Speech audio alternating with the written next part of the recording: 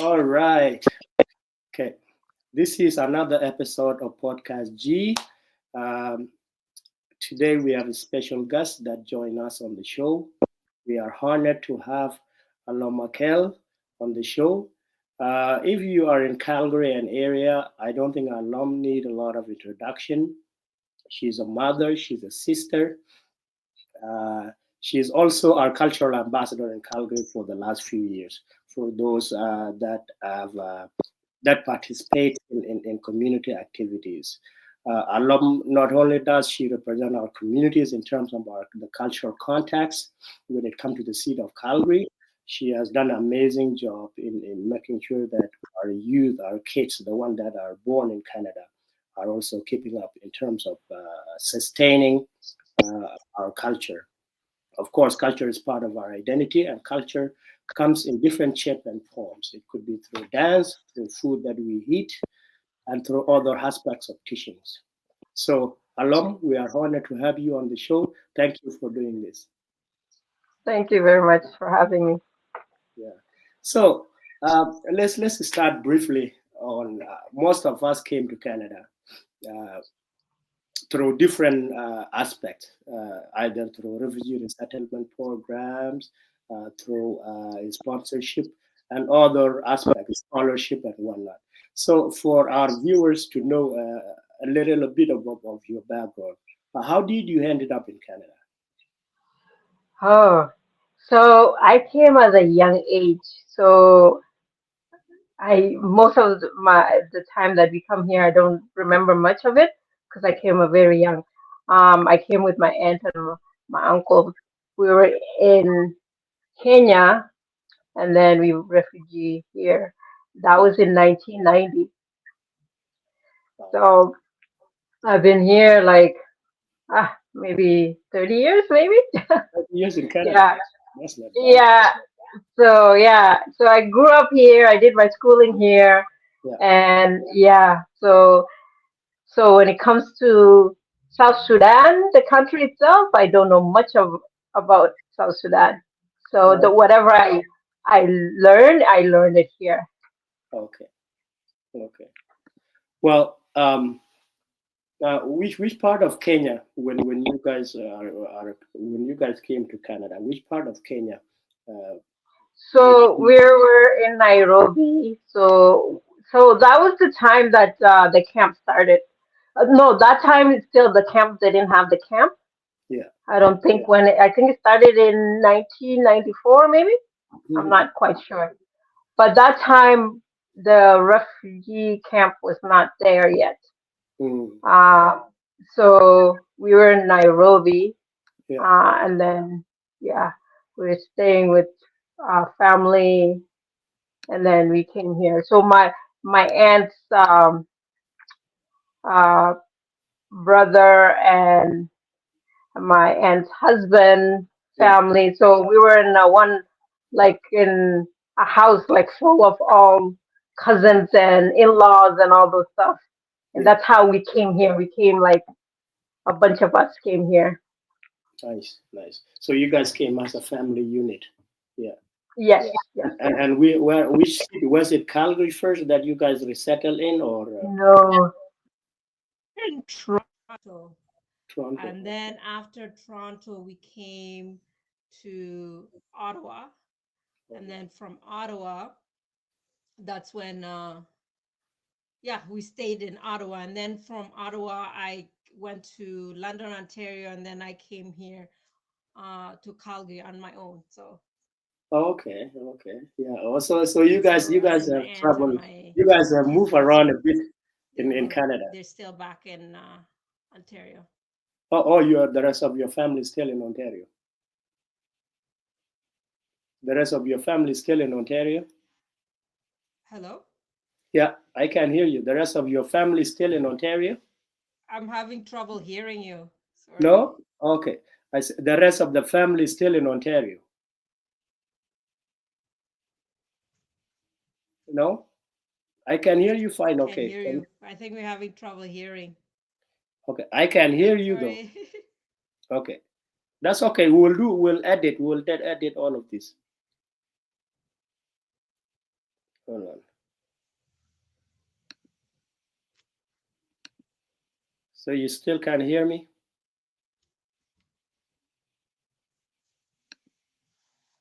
No?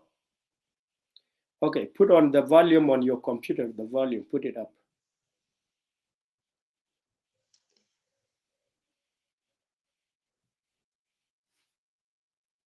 Okay. So Alom will be back. We lost her. She will be back in a minute. Uh, so of course, Alom came to Canada nearly 30 years ago, and uh, she first resettled in Toronto, and then from Toronto to Ottawa, and then from Ottawa to London, Ontario. So Alom has moved a bit much in Canada, and which is very normal for the rest of us that comes here in the Canadian diaspora. So myself, I first resettled in Saskatoon. There you go. There she's back. You can hear me now? Yeah, I was having trouble hearing you. Sorry, sorry. It was just yeah. Okay, all of this we will edit out anyway. So yeah. So anyway, yeah, Okay. I was just saying you settled, you came to Canada nearly 30 years ago with your family as a unit as a young lady, and then from Ottawa you settled there, Toronto to London, and then you ended up being in Calgary, Alberta. No, from Toronto to Ottawa. Yeah. So most of my childhood was in Ottawa, and then in London, I just decided to go to London, and then I decided to come to Calgary on my own. Right. Okay. But which year did you decide to come to Calgary? Calgary, that was 20 2004, I think, end of 2004. Yeah. So I've been here since then. Yeah, myself, I move around too. I first came to Canada. I resettled in Saskatoon. That's where I did my growing up at with my brother and his family, and from Saskatoon, Edmonton, and then Edmonton went to a small town in a school in which nobody know about. It's called Vermilion, Alberta. Yeah, a very small town. And then Oh, from Vermilion to Calgary. So we move around. We move around a bit. It's part of the normal immigration processes that we experience here in Canada.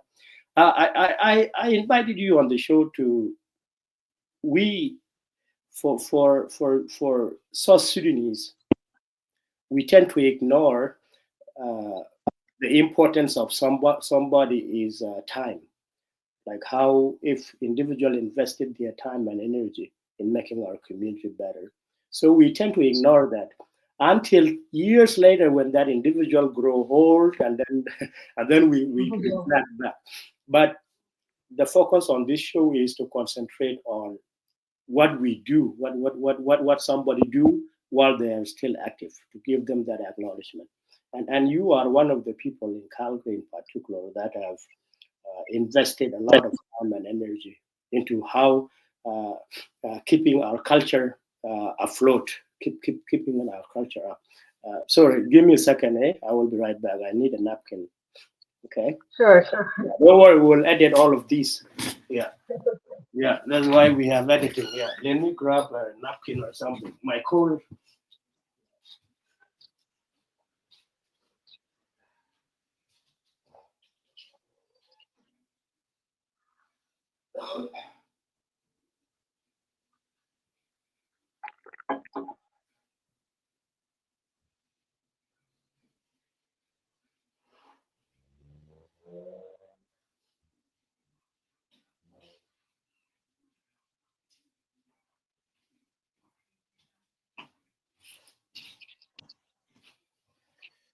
All right. So, Alom, run us through how did you find yourself engaging in like when you decided to push the cultural activity, teaching children how to, and at the very at the same time you came at a very young age. How did you keep up with the culture? Were there somebody that mentored you to keep up with the culture, or you sustain that through your visit back home. How did you find yourself into? Um, I started this in 2015. Um, with the deciding to get the youth together for the dance. I always liked culture, our culture, especially our culture. I'm very proud of our culture, and I always like culture, trying to learn more about the culture. Um, so how this happened for me to start doing this is there was a organization called Mosiah, the Women Network. Uh, One of the ladies just came up to me one day and just said that they wanted to show South Sudanese culture uh, in their organization. I said we don't really have a South Sudanese culture that I know of. Um, she's like, "Do you guys have a dance group or anything?" I said, "Nope." Um, so can and then she just suggests for me, can you just put kids together and teach them on how to um, do the culture and let them perform? I Yeah, said, I guess I could do that. yeah. So then I started with my own kids, and then my cousins, and then the community kids that whoever wanted to join. And how I taught them is usually through my aunt would help me with some dance moves, and then I'll learn it, and then I come teach it to them, and then I have the YouTube also. I would learn from there, and then I come teach it to them. So then that's how it started. And then at that time we didn't have a location to practice and all the stuff, so I started first in my basement. Yeah. So Oh, the kids would come there, yeah. they would dance, practice there, dance, and the music. I would get the suggestion from the community ladies or from my aunt also. Yeah. And then it moved into Jing, us practicing in a Jing center, Hmm. because then after one performance that we perform at the Messiah Women Center, people loved it and they wanted us to perform in other events too. So then I was getting offered for the kids to perform somewhere. So we needed more, like a bigger place to practice, or a place not the basement. So then that's when I moved into the Jiang Center and we were practicing there. And then I also wanted to because the language, I have trouble with the Dinka language, so we Oh, also really? started the Dinka. No I way. that yes, I do know, but I still have struggle with that. So then I wanted the Dinka culture language. So there was a guy there that would also teach the language Mhm. class in the Jing Center. I brought that in, and then something happened with the community. There's always issue, conflict there. So then I moved, so then that's when I called you to get a place. You helped me to get to Dover Community Center for the kids to practice there. Um, so yeah, so we'll practice there, and then other organization will contact me, and then we'll go perform, and that's how it started. Wow. So you started with your own kids first. So everything started at home. Yeah, yeah. Yes, yes. Yeah, yeah. So I started with my own kids, and yeah, and it's funny, like the now, like, so before, people would say that how can you teach the Dinka culture when you don't even know the culture yourself? I'm like, but I, like, I found people that knew, and then they would teach me, I'll come teach them. So that's how it become. So even though, if it was before even I visit South Sudan again, that I Yeah, started this, yeah. um because if you're passionate about something, you'll make it happen. That's right. So that's how I felt, and it did. And the reason why I stopped is when COVID came, lockdown and everything. Then I stopped, and then from there I just didn't continue anymore. Yeah. Well, everything is about timing, and then One of the things that I admire about you is when you put your dance group together. Of course, you know the differences that South Sudanese usually have everywhere they go. Uh, how many South Sudanese communities, association are in Calgary, different registration. But one of the things that stood out from me knowing you was you made your group flexible. Regardless of the team that call you are always available. Because in the eye of non-South Sudanese there, your team represent the entire South Sudanese community, regardless of which community association they come from or whatnot.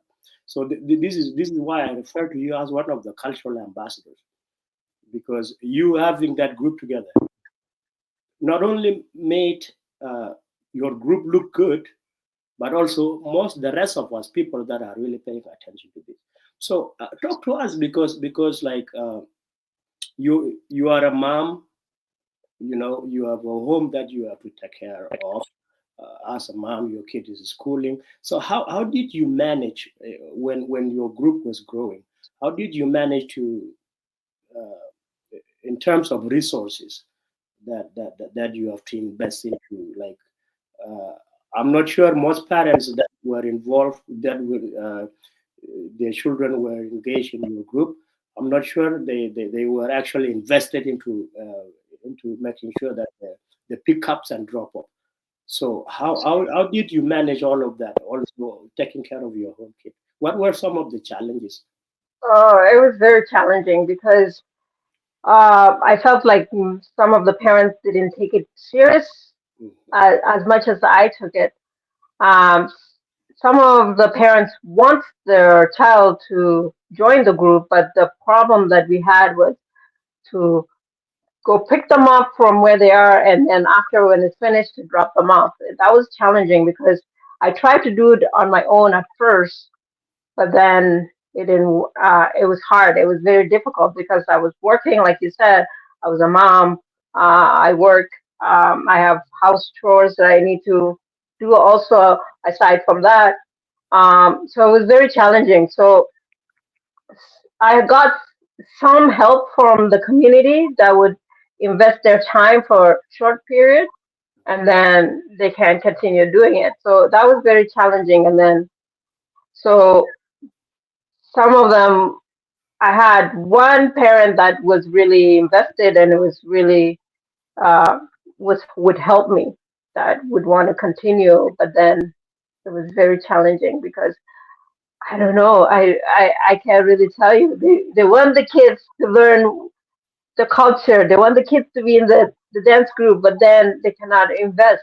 I had a difficult time to make them understand that it's good for them That's to be in this kind. It's good for them to learn where they come from and what kind of culture they have. Because in the school, even in the school, when they ask them what kind of culture, what kind of dance you got, they will be able to explain to them and like demonstrate.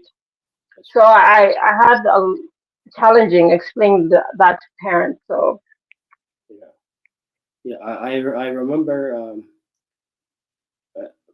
but I don't know how you manage to juggle all this stuff that you had to do. Because when I come open the Dover community for you, there will be kids that are behind, and then you have to leave, go pick them up. Um, do you think it is one of the things that is lacking in our community? Parents not investing in the needs and one of their kids. yes, absolutely, yes, that's one of the thing. The parents, they don't have time for the kids. Um, it's not only with my dance group, even with my kids, like for example, for putting them in basketball or sports and all those stuff, they don't have the time to pick and drop off. And like it's are like it's hard for me to understand because they always find time to go to like community gathering and community events, but when it comes to this kind of stuff, when it's about the kids, kind of it's hard for them to invest time.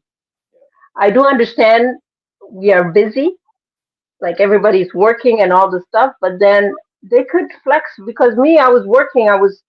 I have my own kids. I had all the things that they were making excuses about. I had all that, but at the same time, I had to find time to do that because I felt that was very important for the kids.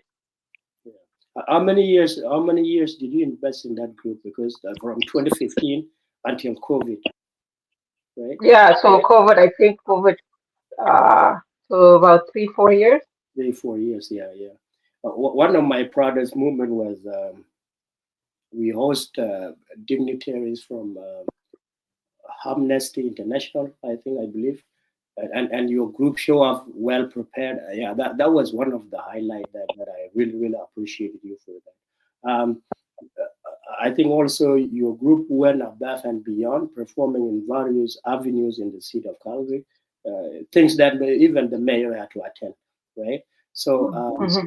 yeah, uh, from like looking at your dance group right now, where like you investing that time and energy, and then you looking at them right now because some of them are probably grown into teenagers and probably young adults. How proud of you right now, them keeping that up.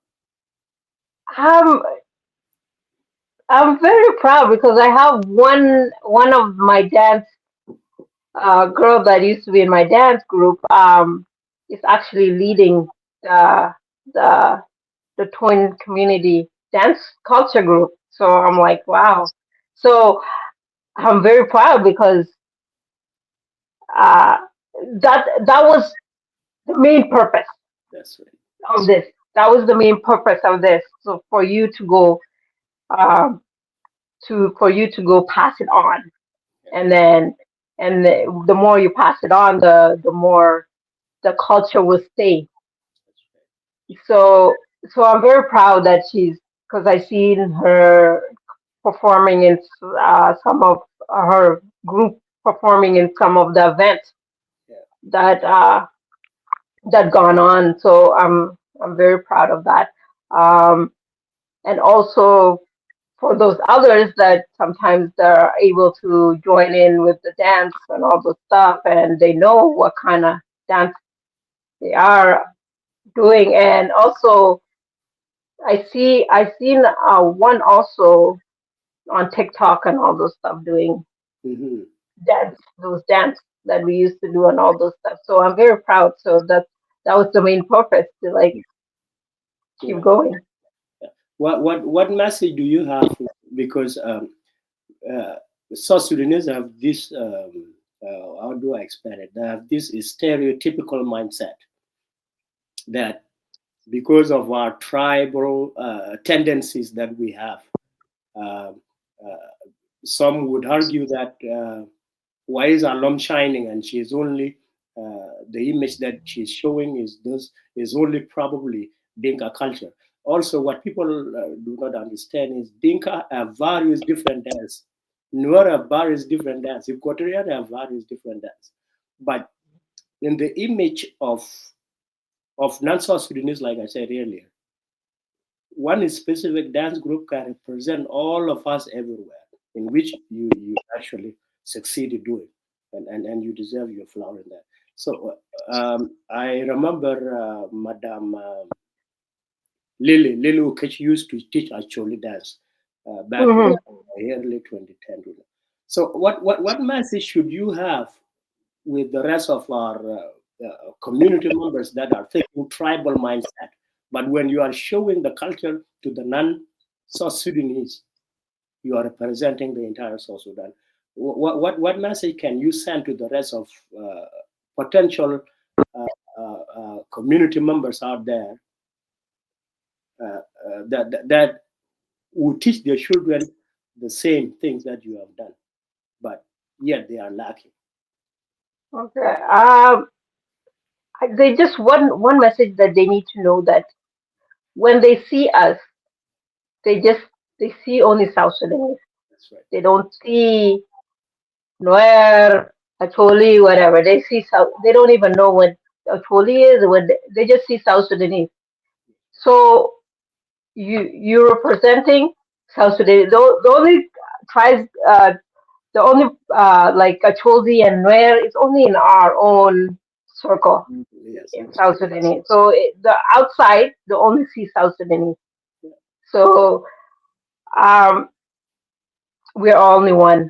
So even when I was even like if I had somebody to teach me the Noir dance, I would have not put the Noir dance in. So that's how it's kind of hard because I don't like to touch that topic Okay. about Yeah. because when I see South Sudanese, I see South Sudanese. I don't, and also because I grew up here, maybe my mentality is different, That's true. but yeah, so I only see one. Yeah, and that's, I think that's the main message too, that our people need to understand. Like for example, you going to the city hall, your dance groups are performing there. They are getting introduced as a South Sudanese dance group, cultural dance group. So the same group, I remember when I was running that organization that I founded, Sudanese Youth and Family Services, that amalgamated with Comcan together. So when I invited you, I also invited Nyamarnyal with a newer group, and then you guys represent the same group, but different talent. That's the way the other people look at it. It's a different talent, but the same cultures. So Hmm. right now, as somebody that have done and also have invested resources, or time and energy, what do you think right now? Now that are you still engaged in the group, or are you took a step back? I took a step back because it's very stressful. It's very stressful when you do those kind of stuff, and can really affect your mental health Yeah, if you're not careful. Um, so because also dealing uh, with the family, with the parents saying that why is that kid in that dance group and and we have a problem. That's one of the most of the problem that I had too is like um, some of the parents were pulling their kids out because there were problems. The reason why I was in the Jing Center and then there was a problem conflict there and then I was out and then some parents took their kids out because of that also. Um, so it's hard because the kid wants to be there, yeah. but then the parent doesn't want them to be there. So then there's a confusion like on the kid why I'm not there. What did I do? Um, and even though it has nothing to do with about the kid and it's just a lot of politics that I don't agree in the South Sudanese community Yeah. that it made me like so stressed and angry. So it's very stressful and it can affect your mental health because you're trying to do this for the community, but then they see you uh, as an enemy because of the conflict that you had about tribe and what. It's hard. So some parents became envious of you for reason that you are not aware of. So they Exactly. I have. they shift the focus from the dance group kids learning the dance to other political agenda that they may have on their own. So now the kids are the ones that are being disadvantaged, right? Yeah. Yeah, and of course, you are a human. You have feelings too, right? And Hmm. okay, the resources that you have to put into these two, I think parents are not putting into consideration. Like for example, I think you have to provide snacks to children. If there's no organization that is partnering with you to provide that, it come of your own pocket. So were there some parents that were invested financially in terms of Financially, no, there was not. And there was some community sometimes when we performed, they would provide with voucher that I could use towards that. And then when you came in and stepped up, you helped us too with the Dover community, helped us with the snacks and all the stuff. So that helped too. But in the beginning, no, there was not help. And because, and I was also in a fear if I do ask the parents to pitch in, maybe they'll be like, okay, then there's no point of my child to be in this group because I can't afford it or something. It'll be something. And I didn't want to have that, any excuse of that. What about the cultural attires? The cultural attires that the kids have to perform with. How did Oh, you manage? Yeah. How did you manage to get the cultural clothing that they have to put on? oh, that I purchased that too on my own. I had to ask, I have to add my cousin to design it for me, and then we went to Fabric Land to get the fabric, and then we cut it up, and then she ended up sewing it together, and then uh, all the look. Go to the dollar store, purchase the stuff, and then paint and put it all together. Yeah, it was all on me.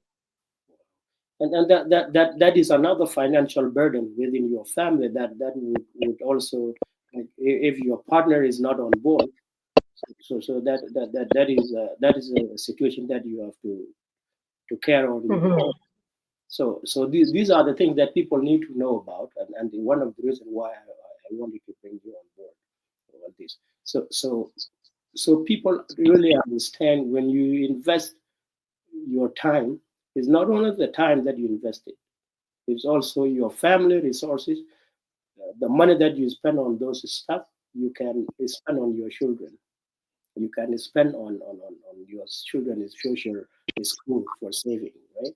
So so where so where is the group at right now? Well, now that you mentioned you step back a bit, where is the group at in terms of morale, in terms of them keep on the energy? Right now, the group I was putting together, that I put together, it's it stopped. There's people that, like I told you, there's one girl that I used to teach is doing her own thing, and then I just saw one or two doing their own thing too on TikTok. That's it. But other than that, there's nothing really. But I see in the community sometimes if there's event, there's some people that will put something together and perform. Yeah. So I'm happy in a way that I started it because since I started that, now they're having, when there's a performance, I mean, there's a gathering of event, they're gonna have sort of a culture thing Yeah. that they're gonna put together. Either it's from the people that's been investing, practicing like weekly, or just uh, putting people together to just perform for that event. Mhm. There is something like that. So that's I'm happy for that because we Yeah. didn't have that. Yeah. So while you were the glue, and you were the one that uh, put it to the higher level, I've noticed in East African festival, they also come perform, which was positive, and I look forward to seeing them because I think the groove is there. One person can start something that will grow into something big, and I think it has grown. Do you think this group will be attached to your legacy in terms of how it will grow into bigger things that you will see down the road with your kids also still being participant? Um, I don't know. I don't think so, but it doesn't matter to me. It's just the main point was I'm proud of my culture and I just want to show it to people. That was the main purpose. People need to see my culture because to see how great it is. Yeah. So what message can you send to the young people uh, in terms of the negative influence they may receive from whether parents or friends? What message can you send to the younger people that are actually catching up? Like, what can you tell them as somebody that has been there, taught them, as one of the faiths that is known in the city of Calgary as a cultural ambassador within our community? What message can you send to the younger generation that are interested, but maybe they are shy away because of the conflicts that they may have within the community setting? What can you tell them as their mom, as their bigger sister? So what I could tell them is, if you don't show them positive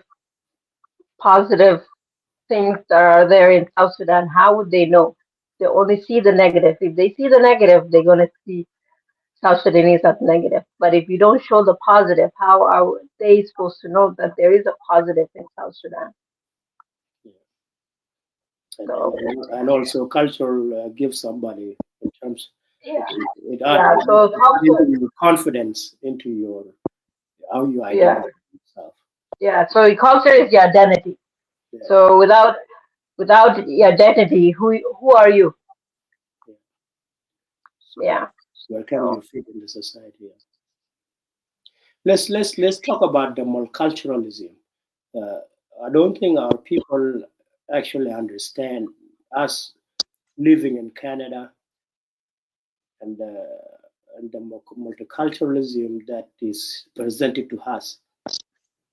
So, like, how can we educate ourselves to be part of this multicultural society without us focusing on the minor issues between within our specific community? Like what you have already done in terms of showcasing our culture. So how can we as South Sudanese Canadians instill South Sudanese culture into Canadian society? What are other ways do you think we can do it better? You have tried the cultural component. What are the other things to become real members of this multicultural society? mm, so resources. There's a Mm, lot of resources yeah. out there. But sometimes people, they don't know where to find the resources. I saw your episode with the South Sudanese. Yeah. What's his name? Uh, Core, yeah, Kur, yeah, the his organization. yeah, The yeah. So those resources that you guys have there, some of the I didn't even know when I saw your episode. Those resources that you guys have, some of them I didn't even know. So finding a way to get those kind of resources to the community, it might help. I'm not telling you that they will go and use those resources, but just to know that those resources are there and what it can do to them, that might help. Because also, like South Sudanese community, we have a lot of people that are talented and they're able to do a lot of stuff, but they don't know where to start, how to start. Um, I'm thinking more about workshop, a lot of workshop for them that they could develop their skills. So, education. but also they have to be willing to do it. So that's the thing that is challenging in our South Sudanese community. They we can you can bring them all those resources, but are they willing? Unless Getting if there's no outcome. yeah, getting Yeah, our if age is very difficult. Yeah. yes, yes. So if they don't see the positive result right away, they will not. They need to see the positive right away. So it's kind of Results difficult. take time. You Give can't them you the can't goal get right paid exactly. at work. You can't get paid if you don't put hours of work in. So you have to put Exactly. it, and then so that you receive the paycheck. So the results do Yeah. not come instantly. So you have to invest, engage, and also in terms of multiculturalism, also considering ourselves as part of the Canadian community at large. Contribute, become good citizens because we are citizens of this country. Put our citizenship into practice, because the better we make our community better, the entire Canadian community at large also we are making it better. Yeah. Yeah. Because yeah, they think just going to work and coming home and then that's it. That's where contributing. But there's our culture. We could contribute a lot, and like the Canadians, they like our culture. If we show, they love it. They want us to show them. That's right. Can you imagine, Alom, for example, if South Sudanese are organized? We have various culture. We have like Dingdinka culture, Mundera. We can even run our own cultural festival, right? But it is just a matter of who is the organizer. If I heard that is Alom organizing it, I would be like, nope, I'm not interested. So a white person will not come and organize our culture on our behalf. So these are the challenges that our community are struggling with and are going through. As somebody that has been at the forefront of all this, what are some suggestions?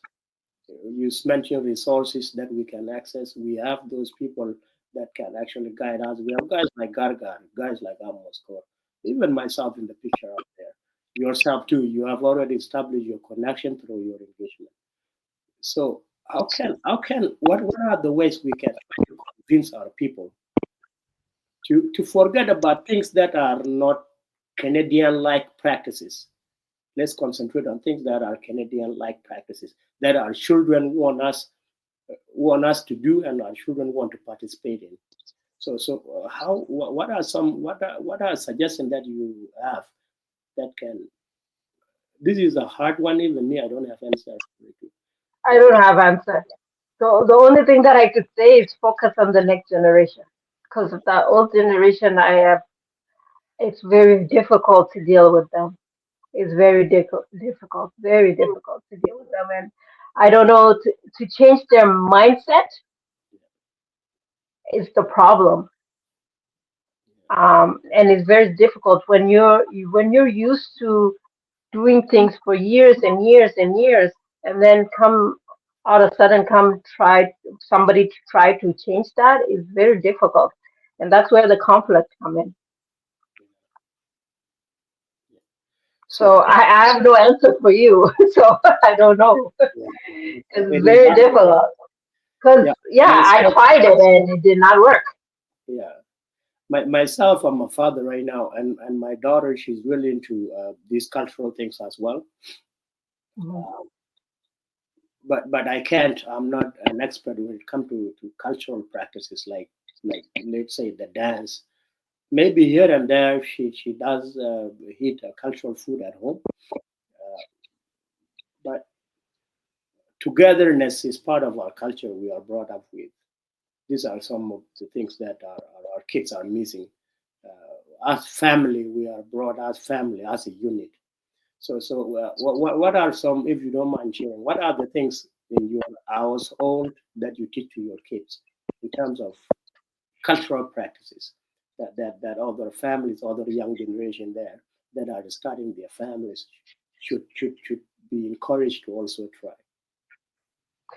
What it's respect. Respect other people's culture. Respect your culture.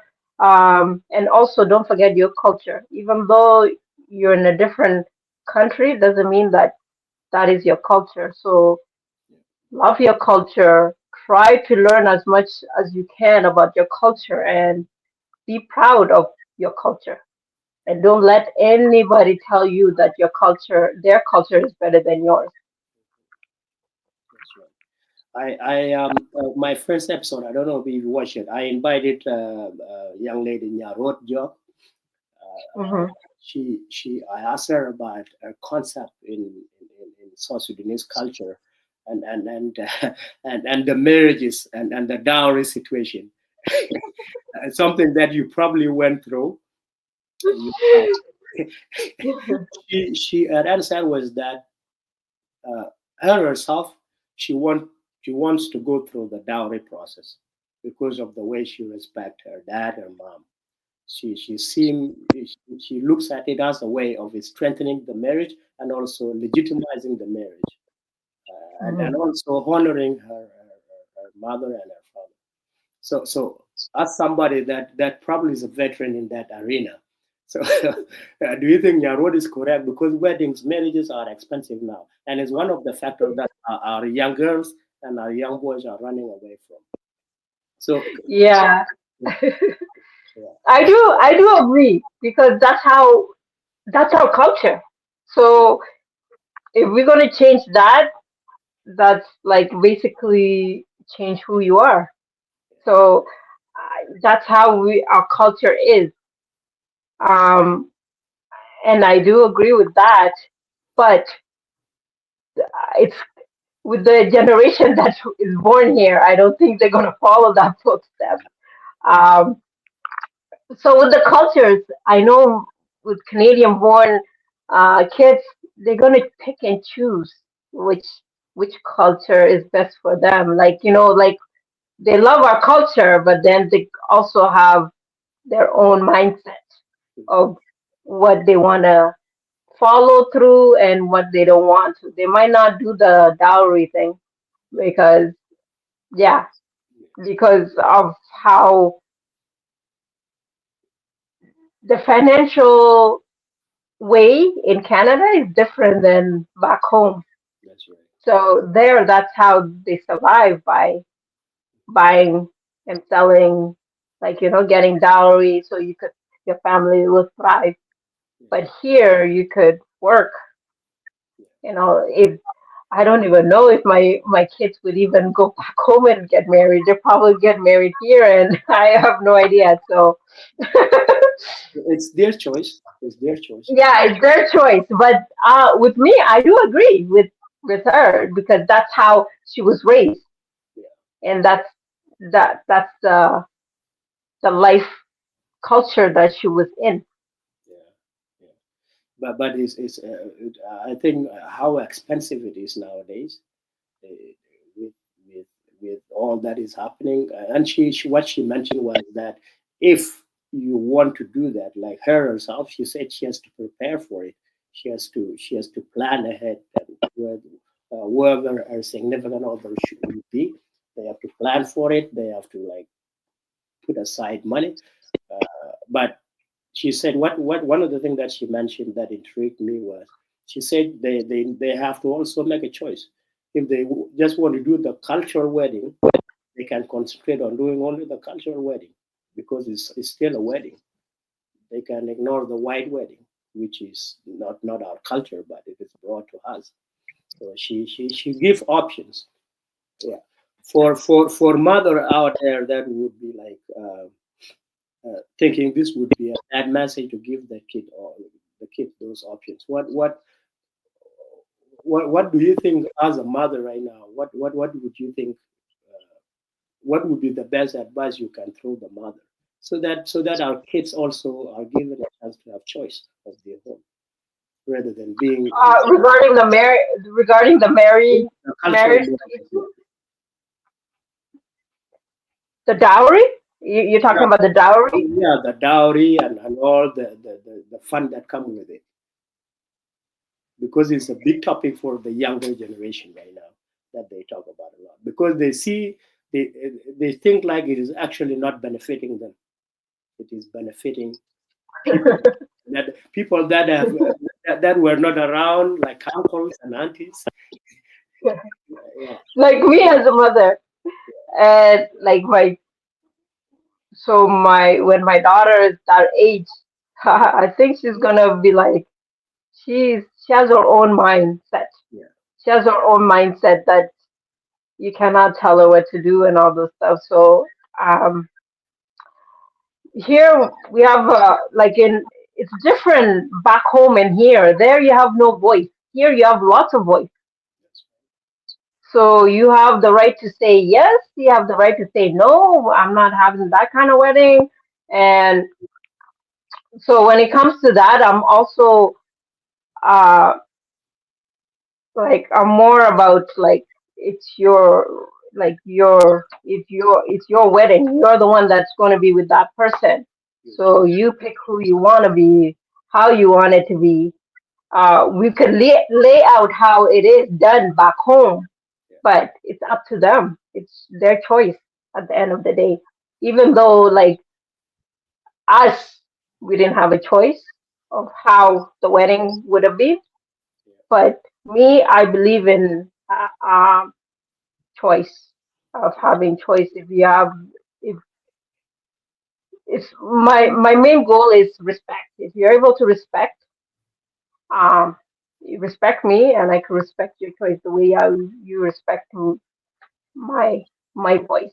So yeah. that I don't think I have no say. I have say a lot So we when have it to comes respect to our children's choices if they are healthy choices, and if they exactly. are happy. That's Yeah, that's how that I believe that because you know why? Because I had trouble like when I was growing up living with my aunts. My aunt was very strict and all the stuff, and I'm a very vocal person. And don't tell me that I cannot do this because I'm gonna do that. yeah, So that's how I was like that, and there was a lot of conflict between me and my aunt that time, and I don't want that to be with with my yeah, child. yeah, So that's one of the things that I disagreed growing up. yeah. Well, look, Alom, I appreciate you. Like I said, this show is about recognizing what you have done to our community, our society. You deserve your flowers, and you need to be told that you have left a great footprint within our community. Like I'd say, I think you are one of the face when it comes to our cultural component within the South Sudanese community. Um, that's one of the main factor I wanted to bring you in. I always admire and I appreciate uh, you when you are needed within our community. So you always pick up and answer your phone. So I want to recognize your commitment, your investment, and now you plant seeds like there are kids that actually will carry on maybe to their younger siblings, to their younger generation. So what would be your last message now that you step back for those that maybe with all the disappointments that comes with what you did? So what would be the positive message that you want to leave to people that will be watching this video? Um, uh, have patience for South Sudanese community. Patience. You need patience. Um, because there's going to be a lot of challenges. There is a lot of challenges in our community that would would stop you to continue. But if just have patience and continue what you're doing and continue to show uh, the community outside the Canadian community or Yeah, around the world how positive South Sudanese can be. Um, yeah, that's about it. Be proud where you come from. Uh, our culture is our dignity, and yeah, just continue what you're doing. to the kids that you taught that are probably are still continuing. You mentioned one of the girl, maybe one of the boy. What if they go through the frustration that you may have encountered? So what? How proud are you? You already mentioned how proud you were, but how convincing are you that this will continue? Because it's all about making transferring the knowledge to the next generation. So what advice can you throw them if they happen to watch this video? You're probably still in contact with them. So how proud are you in terms of them maybe transferring the not the same knowledge you share with them to the next generation?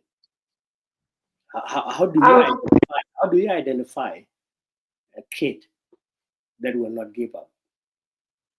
Like how what can you tell them to identify the when you identify them as the future of them carrying on this, having the passion and love? What is the short message you can tell them? I know you love them, you give them the lessons, but them not Yeah, the frustrations and patience that you mentioned. there's going to be a lot of frustration. There's going to be a lot of some days that you just want to quit, but you just have to think back. Why did you start it? Why are you even doing this? Think of why you're doing what you're doing. Maybe that will motivate you to continue. If you find your why, you will you will be motivated And to they have continue. now they have opportunity to bring their own group, their own peers together that will not deal Hmm. with parental influences. Eh? Hmm. They have that potential. So Yeah, it's challenging, but yeah. it's possible. It is us. It is our culture. It is our identity. It's something that God created us with, and we have to move forward with it. Um, Hmm. Again, I cannot thank you enough. I appreciate what you have done. I wish your family well, and hopefully, uh, do not be far, do not be discouraged. We also, the community still need you. Do what you can in different areas. So this is one of those things that you are one of many that are out there that are doing stuff, but nobody's recognizing and giving them recognition, the flower that they deserve. So this is all for today, and I appreciate you for making time.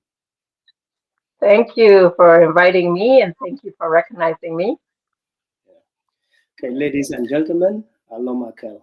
So, if somebody is in need of advice, Alom, how do they reach you through your Facebook? If somebody want to connect with you, want to learn from you, from the conversation that we have, how do they get in contact with you? They could contact me through Facebook. I have TikTok also. Okay, So yeah, usually send me a message. I'll reach out. okay, perfect. Well, ladies and gentlemen, yeah, we have heard from Alom Akel herself.